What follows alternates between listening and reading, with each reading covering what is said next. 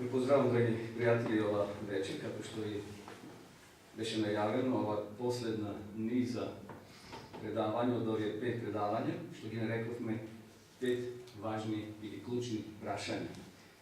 Počnavme od minute od petog, sabotna nedjela, ponedjeljnik, eve i večera završuvamo. Cijenujte vi koji bevte, vjerujem se sekavate, zborovme za krajac na svetu od perspektive na potopod. Vidjeti, sve što ima početak ima i svoj kraj. Prvi od kraj završio su potopod i Bog ovozmužil nov početak, nova generacija, onaj ostatak što go kažemo od Noe i njegovite sinovi. I deneske nije se dvižime kon jedan povtorno završetak. Znači, naskruk ima no završetak. No za to malo večera ke kažemo ima neki naredni predavanje. Rekovme vek je abominatite predavanje, дека ključen tekst v Библията, v римската градина е прашањето каде си. Кога човекот сгрешил, Бог не го препуштил на милост и немилост. Туку Бог го побарал и му рекол: Адаме, каде си? Тоа се провлекува низ целата човечка историја. И денеска Бог не прашува каде сме ние, во која грмушка се ние криеме, во грмушка на гревот, на нашите слабости. Овие зборови покажува дека Бог е заинтересиран за заедништво, за односи, за близкост. Бог сака да има соработници, близка заедница, лична заедница со тебе и со мене. Значи човекот кога паднал во грев, Бог не го препушил скроз да пропадне и да го снема. Туку му дал можност да се врати повторно назад кај него. И затоа ние вечера ќе отидеме до Египет. Да видиме каде се нашол израелскиот народ, што доживеале таму и што Бог планирал за нив. Библијата рели дека во една прилика кога Јаков со своите 70 души, односно своето големо семејство, не можеле повеќе да обстанат таму во нивните предели кај што живееле, зашто настанало глад. А долу во Египет имало изобилство на храна, на жито и така натаму. Во Витлем немало леп, владеело глад, но во Египет има доволно храна. Благодарение на нивниот син, на Јосиф, кој се нашол како роб, и Бог преку него ќе направи чуда, да го сочува Египет како земја, како држава и да ми озможи големо богатство. Бидејќи 7 години биле слушни, како што вели Библијата, 7 години биле родни, а тоа Јосиф им го соопштил на фараон и на неговите предпоставени. Таму во Египет Бог, почитувани од една група на луѓе, од 70 души ќе воспостави на голем народ. Голем народ. Тоа ќе биде благослов за сите поколенија, за сите народи. Што се случило во Египет? Еве го текстот. Вкупно беа 70 души Јаковови потомци, а Јосиф веќе беше во Египет. И Јосиф умре, а изумрија и сите негови браќа и целото тоа поколение. Ама израелците беа родни, значи се плоделе, се множеле. Така што ја наполнија земјата. Тогаш во Египет, ова е сега многу важно и на тоа малце ќе се осврнеме подолу. Тогаш во Египет завладеа нов цар, кој не го познаваше Јосифа. И тој му рече на својот народ: ете, Израеловите синови стана број народ и посебен од нас. Библијата зборува дека 69 души излегле од својата земја и се упатиле кон Египет. Зошто 69? Зошто Јосиф веќе бил во Египет. Значи, и затоа вкупно вели текстот 70 души Јаковови потомци. И Јосиф е потомак на Јакова. Бидејќи тоа е едно 12 деца што ги има Јаков. Меѓутоа, тие се сега упатени кон Египет, зашто таму има, како што овде читаме, доволно храна во Египет. Горе во Витлем, во Палестина е глад, суша, нема храна. И слушнале дека долу во Египет има доволно жито и затоа, ја знаете приказната, Јаков праќа една група на своји синови, потоа друга група да купаат жито и знаеме како Јосиф се нашол во робство. И затоа, почитувани ние вечерва, ќе размислуваме токму за оваа мисла. Библијата вели во Египет дошол нов фараон. Човек кој не го познал Јосифа. Човек кој не знаел за заслугите на Јосиф. А Јосиф имал многу големи заслуги во Египет, зашто тој го спасил Египет од глад. Благодарение на Божјата промисла, што Бог му дал добра мисла на Јосифа и ги протумачил оние сонови што ги имал самиот фараон. Но овој човек сега не ги познал заслугите на Јосифа. Нито знае кои се тие. Тој сега ќе скрои план, ќе направи нешто što na istina nema da im bide prijetno na samite Izraelci. I evo što smisel. Ajde da postapime mudrost u njih, da im go sprečime rastežot, za da ne im se pridružat na naše neprijatelji u slučajna vojna, da ne udrat na nas i na kraj da se otidat od zemljata. I postavlja razliv na ljuduvači, da gi izmačuvac od teške raboti. Tako mu izgradija na faraonov gradovi skladišta Pitom i Ramzes. Ama koliko poveke gi izmačuva, ti ušte poveke se razmnožuva. Napreduva i se širije tako što Egipecite se plašija od Izraelcite. Egipecite se nafrlje žestoko na Izraelcite im go zagorčuva život so teške raboti, so praveni na kalni plitari, so razni polski raboti i so raznovidni napori što im gi nametnuva nemilostivo. Interesno, evo što smislil faraon. Da se zaštiti toj Samjot i njegovo to carstvo, той скроил план со своите советници. Сега од тие добредојдени луѓе, кои биле веќе тука во Египет, се намножили по целиот Египет. Всушност, израелците биле почитувани благослов за египчаните. Но сега фараон нешто смислува план и едноставно сака да ги спречи во нивниот растеж, во нивното множење. Резултатот бил таков што израелците сега станале робови. Од добредојдени луѓе, благодарение на Јосиф на неговите заслуги, бидејќи во почетокот првиот фараон, кога дошли тие 70 души или 69, и го дал местото посебно кај што живееле израелците, Гесемската земја или Гесемскиот крај. Тие таму биле сточари, огледувале овци, кози, стока и таму најпрви живееле. Потоа почнале се множат низ целиот Египет. И сега овој новиот фараон се уплашил и рекол, ајде да ги спречиме. Како ќе ги спречиме? Интересно, кога дошол нов фараон, кога им ги дал овие тешки работи, израелците почнале да назадуваат, да осиромаштуваат, а фараон и неговата тајфа, неговите магацини станувале се пополни, а израелците тонеле во беда и сиромаштво. Меѓутоа, што пишува овде? Ама колку повеќе ги измачува, тие уште повеќе се размножува. Бог ги благословил. Бог не ги оставил, зашто тој е негов остаток. Тој е негов народ. Божи народ кој бил основан, како што рековме, од времето на Аврама. И одеме понатаму. Фараон размислува денонок како да ги спречи тие израелци да не се множат. И која била одлуката? Најстрашна. Не само што правеле плитари, правеле цигли и ги градиле овие, како што прочитавме, градови, меѓутоа имало нешто пострашно. Секој машко дете кој ќе се роди, што да прават бабиците? Да го убиват. Нешто страшно. Меѓутоа текстот вели, но бабиците се плаши од Бога и не го правеа тоа. И Бог вели им направи куќа, односно им даде потомство на тие бабици, кои биле неродки, а Бог ги благословил. И тука ќе се роди Мојсей. Мојсей ќе го кријат колку месеци родителите? Неколку месеци ќе го крие додека како бебе, до кога ќе биде опасно да се слушне плачењето на Мојсија. И знаеме што направила мајка му на Мојсија. Го ставила во едно кошница, исплела и Марија, сестрата на Мојсија, го пуштила во водата во реката Нил. И ја знаем историјата како дошол Мојсей до царското место, до царскиот дом и како Бог го водил. Но да се вратиме сега на текстот. Значи, маките стануваат се поголеми и поголеми. Едноставно фараон е немилостраден. И сега Господ од небото се јавува и вели, ги видов страдањата на својот народ во Египет и му ја чув тужбата против неговите угнетувачи. Познати ми се неговите маки. Затоа слегов да го избавам од египетските раце и да го одведам во добра и простарна земја, во земја каде течат мед и млеко, во родниот крај на хананејците, хетејците. Затоа, ајде, јас те испраќам при фараонот, да го избавиш мојот народ, израелците од Египет. Господ сега, почитувани, го пронаѓа Мојсей како негов слуга, кој ќе дојде во Египет, ќе застане пред фараон и ќе му каже, царе, јас дојдов во името на Бога, Севишниот, и да го пуштиш народот мој, зашто треба да се вратиме таму, кај што биле нашите предци. Меѓутоа, почитувани, фараон не мислел дека ќе се случи нешто страшно. Не мислел тој дека Мојсей тоа проспиле.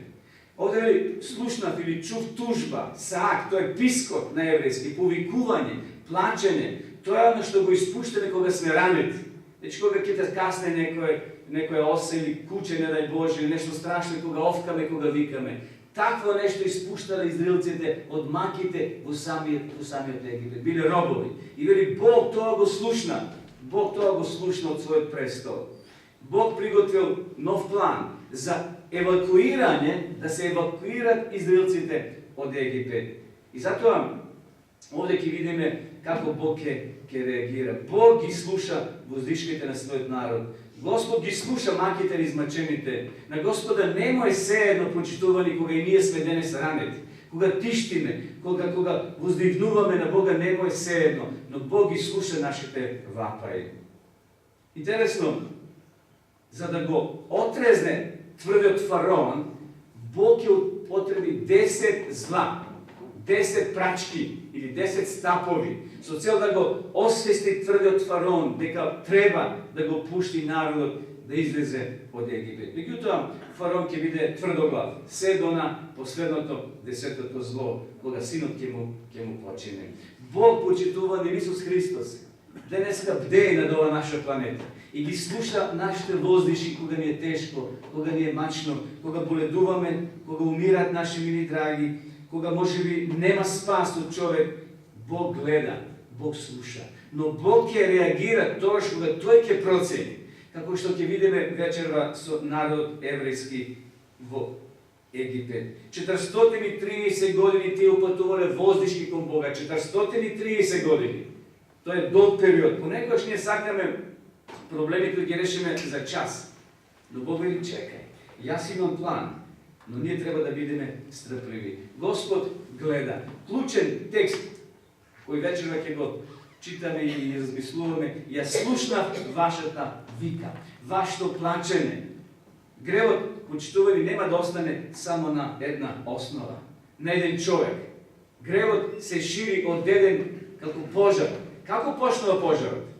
Дали веднаш цела шума гори? Не, од едно чкорче.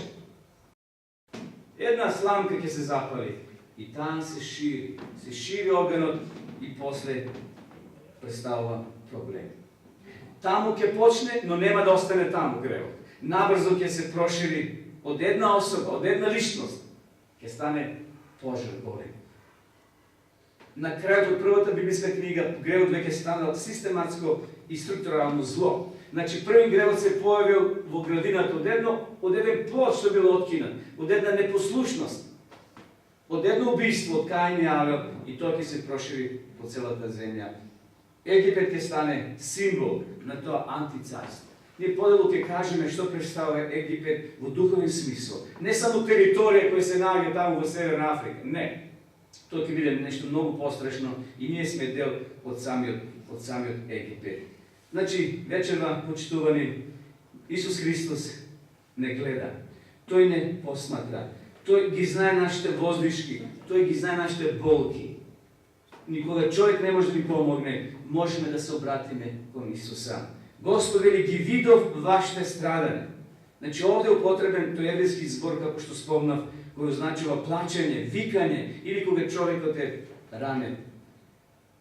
Вечерва, односно синоќа, го спомнавме Аврам. Еви вечера ќе го спомнеме. Аврам бил остатокот после Вавилонската кула. Гледате, во секој настан, лош Бог има свој остаток, свој човек, своја група, кој ќе го пренесе, кој ќе ја пренесе вистината на следната генерација. Го спомнавме Аврам после Вавилонската кула. Денеска тоа ние не може целосно да го сватиме, да го разбереме. Знаете зошто? Затоа што од Вавилонската кула до појавувањето на Авраам поминало 600 години. Тоа е долг период. Потоа израелците од Аврама кои се намножиле. Аврам, ај само на брзина да ви спомнам. Значи Аврам имал син по име Исак. Исак имал две деца, Исав и Јаков. Тоа е таа историја на израелскиот народ. Исав е негативниот, останала на страна. На сцена настапува Јаков. Јаков имал 12 деца. Тие се родени горе во Хана. Меѓутоа завладеело глад.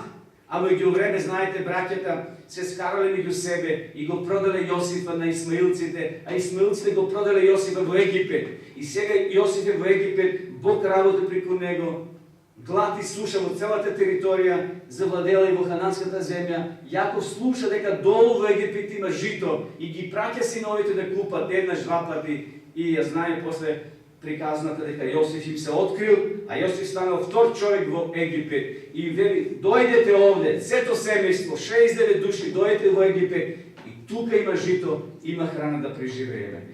Гледате, почитувани, како историјата се движи. Сега повторно Божјиот народ ќе запне во робство. Вавилонската кула еден крај, нов почеток. Сега доаѓаме до Египет, те што Божјиот народ ќе заглави како робови. Текстот вели, ги видел страдањата на својот народ во Египет. Ја чул тужбата против неговите угнетувачи. Почитувани, Господ се слуша. Господ се гледа. Кога сме тажни, кога ни е тешко, Бог ги знае нашите проблеми. Кога се случило тоа прво зло, помеѓу Каин и Авел, во 4 глава, ќе приметиме дека злото како пожар се шири. И сега еве го текстот следниот. Ако Каин биде одмазден седмократно, така пише во текстот, 1 Мојсеева 4:24, а Ламек ќе биде 77-кратно оправдан или одмазден. Гледате, како тоа рапидно се зголемува од маздата. Па и денес како некој те удри еден шамар, човекот е спремен 5 да му врати. Ако си ме повредил, јас ќе се потрудам уште повеќе да те повредам. Тоа е злото, тоа е гревот кој уништува, кој се шири. Целата земја имаше еден јазик. До тогаш имал еден јазик, исти зборови. Ама кога луѓето се преселија од исток, најдоа равница во сенатската земја и се населија таму. Почитувани, после потопот, Бог имал намера да луѓето се растурат и да ја населат целата земја. Како што рекол први Адам и Ева Бог. Раѓете се и множете се и наполнете ја земјата. И сега повторно, после потопот, исти апел, иста порака од Бога, наполнете ја земјата. Но што луѓето се сетиле? Кој ќе го слуша Бога? Ние ќе се собереме во еден град. И си направиле таму на исток во сенатската земја. Си направиле кула, си направиле градови. Тука е таа вавилонска кула. Вели, земјата беше со еден јазик. Народот повторно заминал спротивно на Божјата волја и на Божјиот план. Народот се оди по своје. Тука се граделе град и кула. Вавилонската кула не е проблем што е кула направена, него тоа е бунт против Бога. Текстот вели дека пошле да печат плитари, да прават цигли, граделе градови. И знаете дека Вавилонската кула била направена токму од такви плитари. 1 Мојсеева 11 глава 3 стих тоа го пишува. Значи од такви плитари печено тоа било нешто како бетонски плочи. Како бетонски плочи залиени со смола. И кулата била стабилна и тие направиле скоро вели Библијата до небото. Иако секако тоа е само символика, до небото не може да се допре. Но што се случува? Значи израелците, Божјиот народ или оние остатокот да ги наречеме пред Аврама, зашто од Аврама почнават израелците, не го следеле Бога, си имале своји патишта, отишле повторно таму спротивно на Божите намери. Народот морал да работи и да наистина Бог да реагира на начин како што изреагира. Кога пророците почитувани зборуваат за новиот Ерусалим, тие не зборуваат дека тој град ќе биде направен од цигли или од плитари. Нема да најдете. Вавилонската кула е токму направена од такви работи. Кога пророците зборуваат за новиот град Ерусалим, таму нема да има робовска сила или народ кој ќе биде искористен, како што фараон или овие управители на тие градови ги користеле луѓето како работна сила, тоеш немало кранови, немало дизалици, се тоа го правиле луѓето. И затоа Божјиот град Ерусалим ќе биде сограден на друга основа, ќе нема работна сила, ќе нема плитари, ќе нема блокови, таму ќе има радост и мир во Христа. Еве, од прилика израелците како работеле. Значи, дено ноќ. Само добивале 3 пати да јадат, prespivali ноќе во своите шатори и ништо друго не знаеле, само кал, цигли, плитари и слама што сами требале да ја соберат. Наистина, нешто страшно. Тоа не можеле сите да го поднесат. Некои умирале и пред време. Јас можам да замислам сега една приказна од времето на египетското робство. Кога Божиот народ бил таму. Замислете, се враќа таткот од работа, а на грбот има завој. Кога дочекува неговата ќерка и му вели: тато, што ти се случило? Па денеска ќерко мојот претпоставено ме натепа. А поради што те натепа? Поради тоа што не ја постигнав нормата. А како се случило тоа, тато? Денеска моравме сами да набавуваме слама која стававме од циклите. А зошто те натепа? Па затоа што тој има шеф. И ако не ја постигнеме нормата, и тој ќе биде натепан од неговиот претпоставен. Зарем тој шеф нема милост, прашал девојчето. Па нема, затоа што и над него има друг управител. И ако не ја постигнеме нормата, и тој ќе биде натепан. Наистина, правеле израелците плитари секојдневно. Бројката фараон им е качувал постојано. Се повеќе и повеќе парчиња. Само со цел да не размислуваат за семејство, да не размислуваат за тие интимни работи, што повеќе и повеќе мака за да не се множат. Едноставно, израелците излудувале од работа. Почитувани, конфликтот започнал на границите од Едемската градина. Таму Каин и Авел. Каин го убива својот брат Авела. Од ова прво убиство, како чторче на мал пожар, ќе се шири злото по целата планета, по целиот свет. Се додека не се создаде еден Египет. Светска велесила која е во побуна против Бога. Тоа е целта на гревот, тоа е целта на ѓаволот. Да не зароби, да не мислиме на духовното, да мислиме само на кал, на плитари, на слама и 3 пати јадење. Ништо друго. Израелците само тоа го мислеле. Кој ќе стаса храната, кој ќе стаса доручекот, вечерата или ручекот. И колку повеќе слама да соберат. А фараон не им давал готова слама. Морале таму по полините да сечат некои прачки, таму некои слами, некои тревки, за да можат да направат плитари, односно цигли. Наистина, ние како христијани, која читаме Библијата, почитувани, покушаваме понекогаш преку наши научари да ја читаме Библијата. Значи, ставаме научари и ја читаме онака како што ние сакаме. Ја тумачиме така како што ние сакаме. Преку нашите научари да ја пронајдеме вистината. Но ние, на жалост, не ја сваќаме длабочината на Библијата, на Светото писмо. Ние понекогаш така површно ја читаме и само тие работи ги земеме што нам не одговарат, а другите ги ставаме можеби на страна. И затоа не ја сваќаме длабочината и дејството на гревот, на системот и на заедницата. Можеби ја знаете приказната, сте ја прочитали некаде за старите евреи од Виена.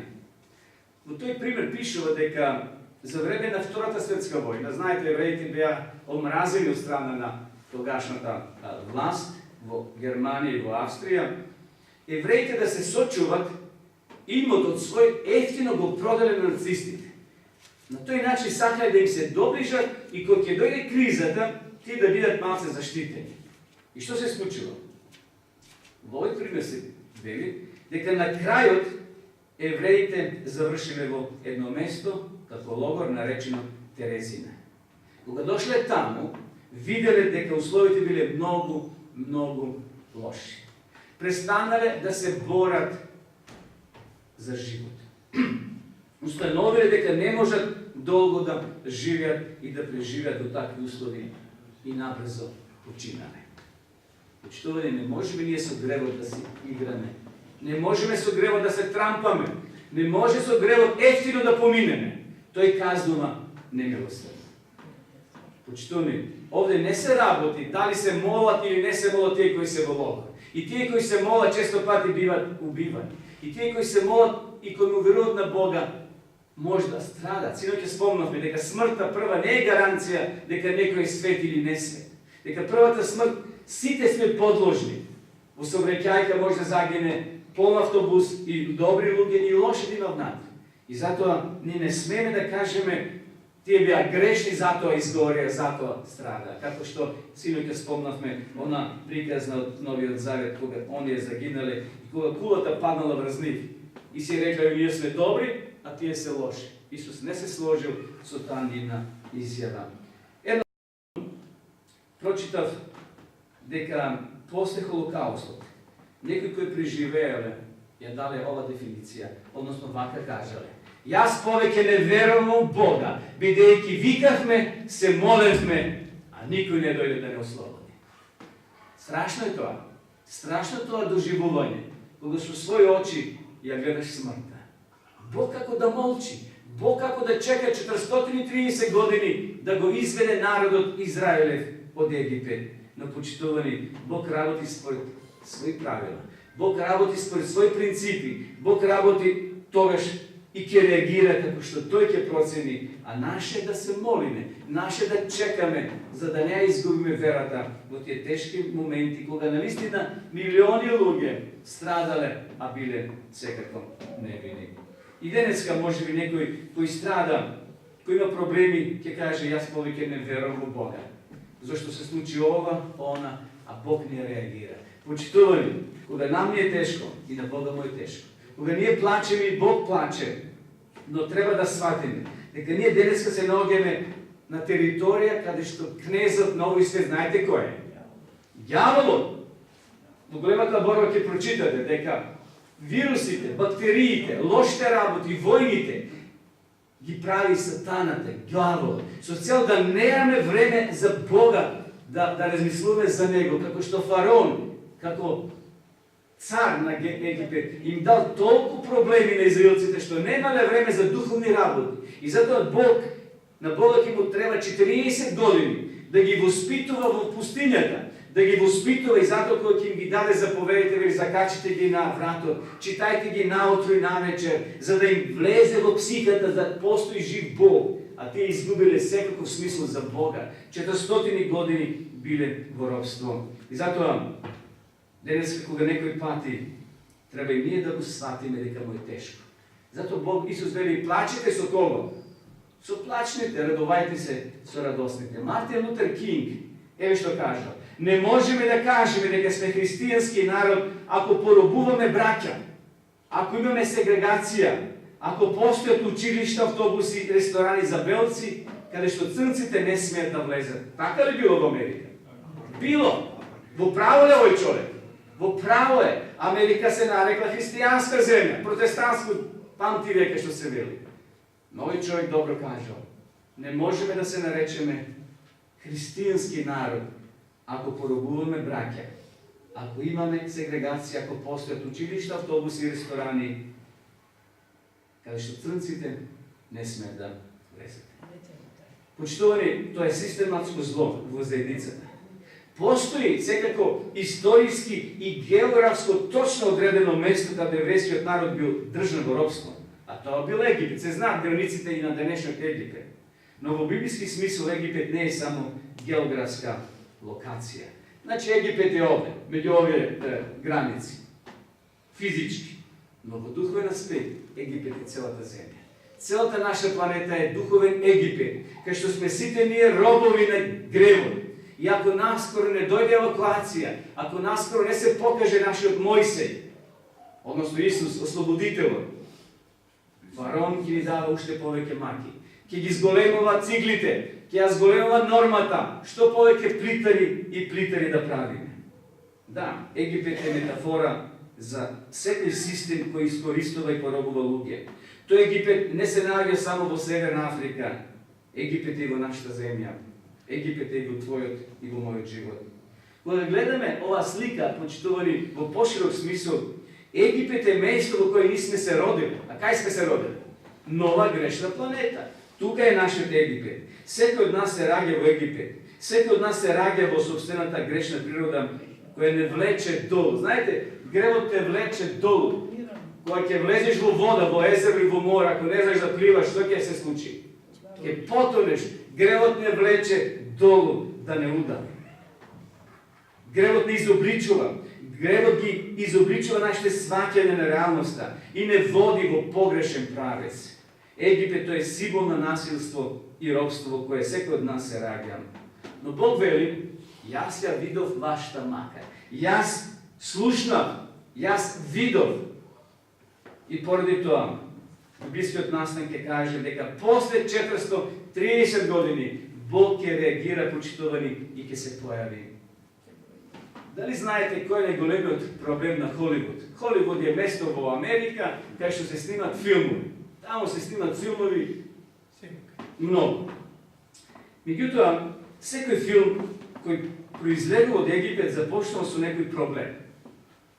Пред вас се отвора проблем, значи некој убиство, доаѓа полиција и после, во текот на филмот, како клопче се размотува да се дојде до решение. Или нешто слично ќе се случи, проблем ќе ти се даде на почетокот и во текот на тие 90 минути, како филмот оди при крај, проблемот се решава. Ќе ги најдат убијците, дали се кава така?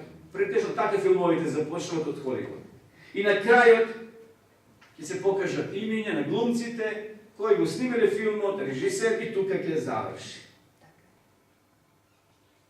Така, Холивуд, почитувани, подсвесно ни дава да размислуваме дека проблемите може да се решат за кратко време, во овој случај за 90 минути. Кажете ми, кој проблем озбилен може да се реши за така кратко време? Постојат проблеми кои се решаваат со многу години. Па дури со векови. Израелците имале проблеми. 430 години тие биле во робство. И Бог ќе го реши проблемот после тоа време. Луѓето сака денеска брзе решение. Инстант. Притиснеш таму, ставиш 10 денари, ќе ти испадне чаша и за 30 секунди имаш чај, кафе или вода. Но Бог не предупредува, почитувани. Не одмерувајте го мојот однос кон вас според надворешните околности во кои се наоѓате. Затоа што впечатокот не одговара на вистината. Почитувани, ние сме се роделе, сакали или не, во Египет. Во тој духовен Египет. И нашето сваќање на реалност е искривено. Колку вели апостол Павле во Библијата, сакам да правам добро, не наоѓам сила. Значи, човекот признава дека е грешен, дека грешноста не влечи. Ако не постои друга сила, тој ќе ни помогне во тоа, ние ќе потонеме во гревот. И затоа нам не е потребен Исус Христос. Исус Христос е таа централна личност во Библијата која ни стои на располагање да ни помага во секој миг во нашиот живот. И затоа Библијата вели дека Бог ги слушнал воздишките на својот народ во Египет. Бог и денеска не слуша нас, почитувани. Ние може да ја читаме Библијата од почетокот до крајот и ќе видиме дека Бог секогаш е на страна на нападнатите. Таму во Библијата ќе најдеме многу примери на луѓе кои сгрешили, кои паднале, кои се разочарале. Но Бог не ги притиснал да се удават во водата, туку и пружа рака. Во една прилика еден од Христовите ученици кој име Петар, заедно со своите другари пловеле по едно езеро. Цела ноќ ловеле риби, ништо не уловеле. И негде наутро во мугри виделе таму нека силуета, како некој се приближува и се уплашиле. А Исус им вели, не плашете се, јас сум. Петар го препознал, а Исус одел по вода. Петар му вели на Исуса, Исусе, дозволи ми да дојдам кај тебе. И Петар, Исус му вели, повели Петре. И замислите, Петар излегува од чамецот и прави прв чекор во водата. Единствен од живи луѓе на земјава кој одел по вода, освен Исуса. Ова што гледаме на телевизија, на интернет, дека некој оделе по вода, по езера, ставите го на страна. Петар оди по вода. Еден чекор, два чекори. Но во срцето на Петра се појавила гордост. Се свртил кон своите другари и рекол, гледайте ја што правам, одам по вода. И во тој миг вели текстот, силен бран на вода го заплиснал. Комуникацијата помеѓу Исуса и Петрата се прекинала. Петар почнал да тоне. Господе, помагај! И Библијата вели дека во истиот миг Исус ја пружил раката и го спасил Петрета. Почитувани, Исус е секогаш на страна на слабите. Исус е секогаш на страна на паднатите. Исус е на страна на грешните. Но наше е да дојдеме кај Него, да ја пружиме својата рака и Тој ќе не извлече од глибот во кој сме паднати. се наметно едно прашање сега. Дали воздишките што Бог секогаш ги слушаме и ние? Зошто и околу нас има луѓе кои испуштат воздишки вапаи, кои се во проблеми. Да покушаме на ова прашање да дадеме вистински одговор. Може би тој одговор нема да ни се допадне вечерва, но тој одговор е библиски и добро да го слушнеме. Дали знаете, почитувани, дека западното христијанство или христијанството на запад се наоѓа на ниско ниво? Зошто се наоѓа христијанството на запад на ниско ниво? Затоа што христијаните не ги слушаат воздишките на бедните, на сиромашите околу нив. Запад е пребогат, а исток е преслаб. Во Америка се фрла жито, велат, а знаеме Сомалија, во Африка и Јужна луѓе гладуваат. Вечер ќе се легнат деца, семејства што нема да јадат. Значи, луѓето на запад нема чувство, не ги слушат воздишките на сиромашните. Не ги слушаме ниту ние, почитувани. Не ги слушаме затоа што луѓето живеат во некој сон, во некој свој бајки. Ако ги слушаме воздишките и маките на оние кои плачат, тогаш сме на Божја страна. Тогаш нашата религија ќе има смисол, бидејќи го исполнуваме Божјиот налог. Но ако бидеме на благослов на другите, секако ќе имаме задоволство и кај себе. Некој рекол дека среќата не е резултат за да трчиме по среќата. Среќа е она што не прави во служба за Бога и за ближните. Библијата вели подашна рака била богата. Кој ќе напои друг, самиот ќе се напои. Денес има многу воздишки и околу нас на луѓе, на жени и деца. Бог сето тоа го слуша, но на жалост, како да немаме чувство за таквите. Така израелците тргна од Рамзес кон сокот. Беа околу 600.000 пешаци, 8 жени и деца. Интересно сега. Бог им дал одредени правила. Мојсе ги предал по заедниците, по еврејските семејства и точно знаеле вечерта што да јадат, што да пијат, што да облечат и да бидат подготвени. Текстот вели 600.000, само мажи. Ако имало и жени толку, колку се тоа? И ако имало по едно дете, уште повеќе. Или по два, имале они доста деца. Така пишува. Биле плодни, не? Замислите, тоа е група некаде преку 2 милиона луѓе. Да излезат во исти час, вечерва во 1 час, да кажем. Или наутро во 4. Зошто веќе имале подпис, имале дозвол од фараон. После сите 10 зла што се случило, срцето на фараон пукнало. Но ќе видиме дека само кога морал да го држи своето родено чедо мртво. Заради неговата тврдоглавост. Да ги пуштил во првото зло, во второто би ги пошедил злата во Египет и во своето семејство. Колку сме тврдоглави понекогаш, браќа и сестри, драги пријатели. Кога Бог не предупредува, кога Бог не моли, кога Бог не вика, а ние може и сме тврди. И кога ќе се случи нешто, тогаш веруваме, Боже, каде си? А Бог ни дал сигнали, Бог ни дал упатства како да живееме, како да се однесуваме. Читам денеска дека во Македонија секој втор е пушач. 25 до 30% пијат алкохол. Има податоци најновите. Не сега жените, него сите. Овде нема жени и мажи, него проценти се кажат. Значи, страшно зло. И сега ако заболам од некоја болест, Бог ми е виновен. Зошто Бог ми помага? Кога ние самите на себе си ги навлекуваме зла пред време. И затоа овде вели, тргна израелците. И беа околу 600.000 пешаци, 8 мажи и деца.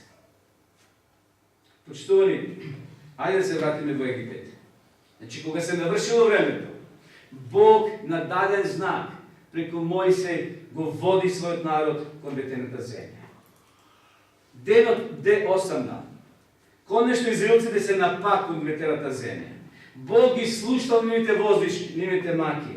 Иако по пат, и тоа да го кажем, имале огромни проблеми, имале огромни пречки, како што било Црвеното море, како што била реката Јордан, како што било проблем со храна, немале вода. Денеска ова населба немаше неколку часови вода, кај што сме ние овде. Да, а замислете у пустина да немаш вода, па имаш во воданици, ќе си купиш, така? Денеска да пиеш. Меѓутоа во Египет, во пустината нема продавници, нема сладолед, нема air-condition клими, топло-ладно. Во пустина се наоѓаш, но Бог приготвил нешто сосема добро за својот народ.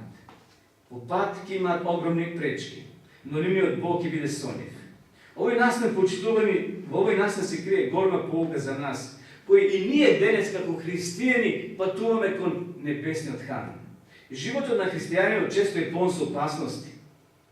Ако сме христијани, не значи дека нема да заболиме, дека нема да се мачиме, дека нема да има проблеми и дека нема еден ден да умреме.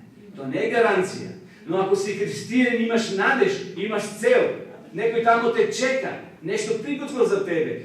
Тоа е смислот на христијанството, зашто имаме пат кој треба да го пешачиме, а со нас е Исус. Како што Бог бил со израелците низ пустињата, за 2 месеци можеле да влезат од Египет до ветената земја.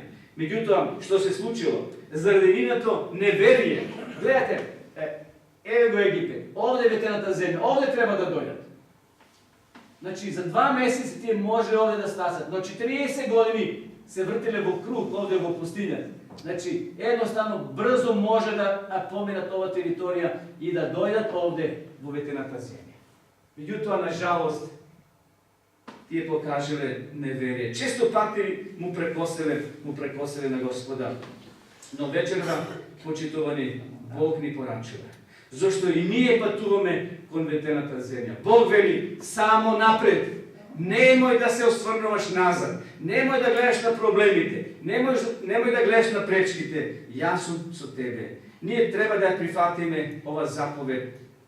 Бидејќи кога ќе се најдеме во очајание, кога ќе се најдеме во темнина, во неизвестност, луѓето тогаш, како што рекле овие во Холокаустот, повеќе не веруваме во Бога. Се молевме, баравме, никој не ни помогна. Ѓаволот знае. Кога ќе се најдеме во темнина, тој ќе дојде и ќе рече, гледаш, ништо нема од тоа. Затоа продолжи си таму. Меѓутоа, Бог вели друга страна, само напред. И кога под нозете ќе ги чувствуваме ладните бранови на водата, како што Мојсе ги почувствувал во Црвеното море. Мојсе загазел пред да се отвори морето. Загазел да покаже вера и да им каже на израелците, ајде со мене. Бог ќе го отвори морето. Од лева страна карпи, напред море, а од другата страна војската на фараон. Само што не стасала да ги врати назад. Зашто фараон во меѓувреме се предумислил. Ја повикал својата елитна гарда да отиде и да го вратат народот. Зашто се предумислил, нема кој сега да прави опеки, односно плитари, нема кој да прави цигли, нема кој да прави кал, односно градба на градовите. И фараонот вели, вратете ги назад. Но Бог со тој облак кој ги водил 40 години ден и ноќе, ќе го спречи народот, односно војската, додека Божјиот народ не помине на безбедно место на другата страна. Почитувани, ако сме колебливи, ѓаволот знае тоа да го злоупотреби. Бог ни вели само напред. Не треба да се разочараме кога ни е тешко. Да се потреме на Христа, на крстот Него, таму кај што Христос страдаше, таму кај што Исус го даде својот живот, таму кај што е извојувана победа место нас. Исус вели само напред. Јас ќе бидам со тебе. Они кои одлужуваат да го послушат овој глас, само напред, ќе бидат изгубени. Не за момент, за миг, туку за вечност. Човечкиот и Божи непријател сатаната постојано ќе ни дошепнува. Почекај уште малку. Додека не се отстранат сите пречки, додека не го видиме јасно патот пред себе. Ѓаволот знае. Тој знае да ни монтира такви проблеми, такви планини, а за Бога тоа се ситници. Затоа вечерва читаме овој последен текст, предпоследен текст кој вели Исус Христос е ист вчера, денес и довек. Значи, тој истиот Исус им помагал и на израелците во пустињата. Тој истиот Исус им помагал и на учениците, како на Петар што кажевме. Тој истиот Исус и денес е жив. И тој наблюдува нашата земја и знае врапча ко падне од гранка, вели, Бог го гледа. А камо ли на вас маловерни, влакната на главата ни се изброени. Што сака текстот да каже дека Исус не се менува, тој е постојано истиот тука да ни помогне. Тој истиот облак, кој за египчаните бил голем мрачен зид, а за израелците бил извор на светлина што го осветлува целиот нивни логор. Така често и денеска настаните што се случуваат почитувани, некои може би ќе бидат за некој пречка, но за некој ќе биде ново искуство, за да може верата да му се учврсти. И затоа Исус, апостол Павле каже, вели, истиот е вчера, денес и утре. Тој денес ги слуша нашите вапаи, воздишки. Наскоро патувањето наше ќе заврши. Наскоро ќе дојде крај. Наскоро ќе заврши се. Но прашање дали ние ќе се најдеме таму. Ајде да поминеме на брзина она што го зборувавме. Гревот се шири од поединци на целата земјица. Од Едемската градина на целата земја. Значи, од еден плод, ајде да го наречеме јаболка, од едно кинување јаболка. Јаболката не е синоним за грев, него непослушноста. Тоа е само символика да се означи кога почнува непослушноста. Значи, од еден мал грев, од една мала ситница, гревот се шири од поединци до конфликт на меѓучовечки размери, со намера да создаде световна сила која ќе биде во бунт против Бога. И денес овој свет се бунтува против Бога. Позади ѓавот тоа го турка, а преку нас тој тоа го спроведува. Самата суштина и стремеж на гревот е да создаде царство кој е спротивно на Бога. Ќе направиме кула чиј врв ќе допре до небото. Значи, Боже, ти ништо не ни можеш. Пушти вода колку сакаш повеќе. Направи 100 потопи. Ние ќе се качиме горе, зашто водата ќе дојде до тука. А ние сме на безбедна спрат. Почитувани, тоа е суштина на гревот. Суштина на гревот е бунтување против Создателот. Втора Мојсеева започна со Египет, во Египет, систем држава која е против Бога. И затоа реков, овој свет е свет на Египет. Духовен Египет, кај што сите ние сме заложници, сите ние сме во тој затвор, но наскоро ќе дојде Христос, наскоро ќе дојде тој кој ќе не ослободи. Египет е вистински географски историски град, каде што еврејскиот народ бил задржан буквално во робство. Египет станал метафора за секој систем кој заробува, искористува, угнетува. Египет е уште слика на светот во кој ние живееме и сме се родиле. Секој од нас се родил во таква природа која не влече долу, гревот не влече долу. Го искривува нашето разбирање и не води нас во погрешен правец. Египет е символ на прогонство и робство, каде што секој од нас се родил. Дали сакаме да останеме во такво нешто? Дали сакаме да останеме вечно во тој Египет? Не, почитувани. Исус дошол и воспоставил мост за повторно безбедно враќање кај него, зашто ние сме Божја собственост. Ѓавот дошол само привремено да не украде и да ни нанесе зло преку гревот. И затоа Исус доаѓа и дошол всушност преку Голгота. Тој овозможил спасение за секој од нас. Дали ќе пружиме раката кон Христа или не, зависи од нас. Бог секогаш ги слуша воздишките на поробените. Бог природа е таков. Бог е, вели Библијата, љубов во Евангелието според Јован. Бог е љубов, тоа е суштина на неговата природа. Бог не може да биде другачи. Бог е пон со љубов и пон со правда и милост. Викање е вовед во историјата. Бог го слушнал викањето. Бог го слушал викањето на својот народ. Бог го слуша и денеска твоето викање и моето викање, кога му се молиме на Бога и воздигнуваме ради проблемите и тешкотиите. Бог слуша и вели, чекај син уште малку. Ке се наврши времето и јас ќе дојдам. Како што Исус дошол прв пат, во Галатјаните пишува 4:4, кога се наврши времето, Бог го испрати својот син и дојде на оваа земја. Во дадено време, кога Палестина била окупирана од страна на римјаните, тогаш требало да се роди Исус. Зашто римјаните ја окупирале Палестина. И да се прошири веста за Христа и во другите меридијани на светот. Видите Бог како планира. Но ние би рекли, зошто токму тогаш? Зошто сега Бог не дојде така брзо? Бог има свој план. Знаците зборува дека Исус ќе дојде наскоро. Ние не знаеме кога, но треба да бидеме приготвени. Кога луѓето викаат нешто, почнува да се случува. Започнува еден нов настан, нов приказ на Египет почитувани завршил. Вистинскиот, физичкиот. Но робството на Египет, духот на Египет и денес владе. И затоа Исус ќе дојде наскоро да направи крај. Кога правиме нешто за оние кои плачат, ние сме на Божја страна. Имаме ли ние сочувство кон паднатите, кон посиромашните од нас, за да им пружиме рака? Кога го правиме тоа, ние сме на Божја страна. Вече разборувавме за Египет. И клучниот текст беше оној: каде си? Услушнав вашето викање. Тоа е клучна теолошка вистина. Исус вели: на оној кој победува, ќе му дадам да седне со мене на мојот престол. Како што и јас победив и седнав со мојот татко на неговиот престол. Почитувани, наскоро нашето патување ќе заврши. Наскоро нашето патување кон небесниот Ханан ќе заврши. Ќе дојде крај. Но прашање е големо. Големо, преголемо. Дали ќе бидеме ние во тој град? Исус пред да напушти нашата планета рекол: одам да ви приготвам место. Кога се ќе биде готово, ќе дојдем по вас да ве земам и вие да биете каде што сум јас. Може да го видиме градот како е направен Јерусалим. Свети од злато. Становите се готови. Улиците се позлатени. Таму пишува на вратата твоето и моето име. Но дали навистина ќе се најдеме таму, зависи од денеска, од нашата одлука. Дали ќе го следиме Исуса? Дали ќе го следиме патот кој тој го поставил? И затоа Исус вели: кој ќе победи.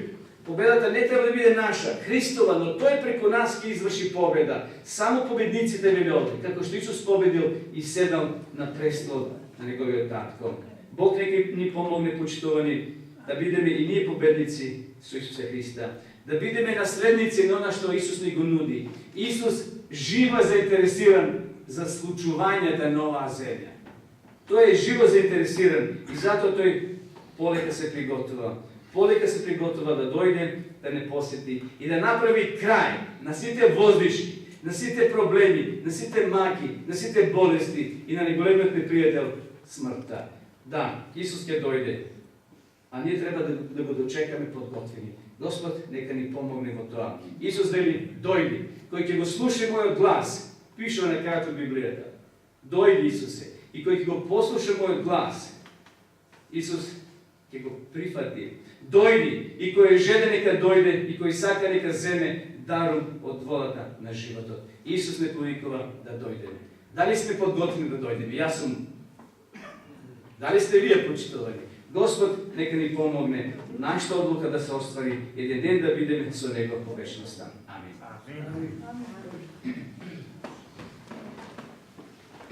Почитувани, тоа не биле грешници кои граделе кулата. Имало и добри луѓе. Ниту денешните кули не ги градат само атеистите. Овде пред се работи с луѓе кои веруваат во Божјото постоење. И мислат дека Бог им наштети и затоа ајде сега ќе го зафрпнеме Бога. Ние ќе направиме нешто што тој не може да допре до нас. Секој од нас, почитуваме, не постои само Сталин или Хитлер. Во нас постои и Вавилон во нашиот дух. Духот на Вавилон и денеска живе нова земја. И затоа ние треба да се бориме против тоа кој дух ќе владе во нас. Божјиот дух или духот на Вавилон. Настаните продолжуваат. Прва Мојсеева зборува за нешто многу поважно од запис на еден народ. Тоа е извештај за целиот свет. Твојата животна приказна е поврзана со настаните на целата заедница. Настаните на нашата заедница е поврзана со настаните на целиот свет. А настаните од целиот свет се Божи настан. И затоа, ако ти патиш, не си сам. Некој поред тебе исто така пати. Некој вели: што ти е гајле, јас верувам или не во Бога. Да, ние сме поврзани, почитувани. И затоа Бог сака да имаме заедница, да имаме односи, да имаме близкост. И Бог ќе стори се од своја страна. Тој ќе го даде својот син.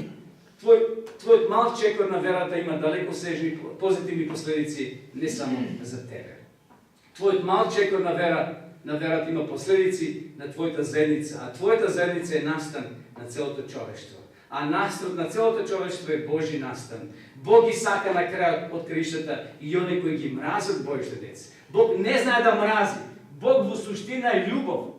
Бог е исполнет со љубов и тој не може да мрази. Тој ги сака и најлошите ako ima takvi nova zemlja. За Бога сите се негови деца.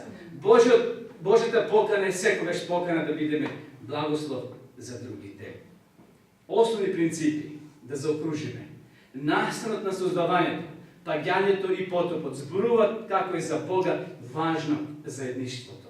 Зборува дека гревот не е ситница, дека тоа не е настан за јаболкото, туку дека се работи за пореметени лични односи, пореметено заедништво. Почитувани, овој песочен часовник символично покажува дека времето полека истекнува за оваа генерација, за овој свет.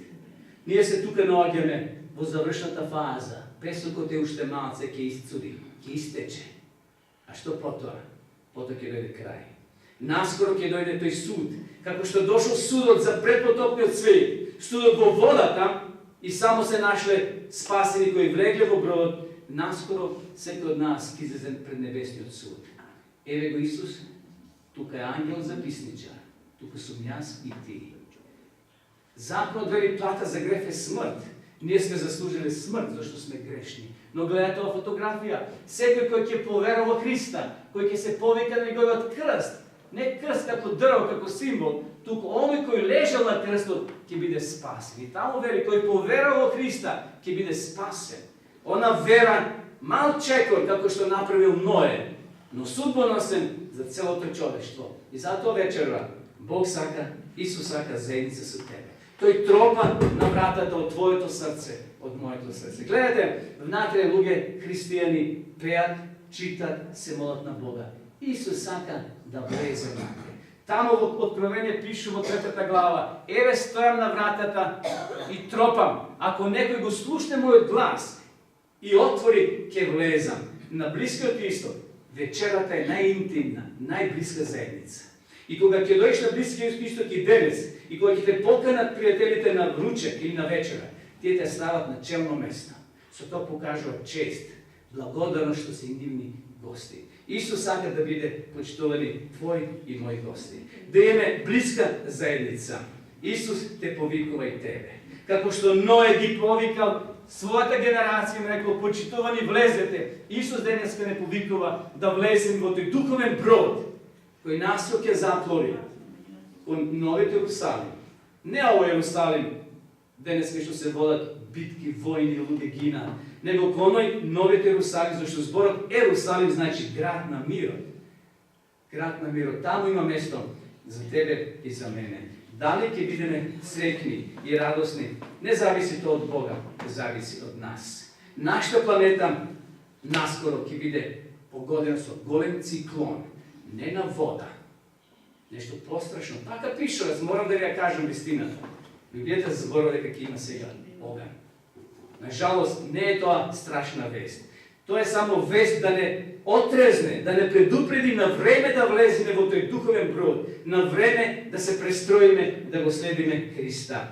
Исус има време за тебе, за мене, за сите нас. Да дојдеме кај Него во молитва, да му кажеме вечер: Исусе, ти благодарам за ова вест. Помогни ми да живеам како што ти сакаш. Помогни ми да се подготвам за оној ден.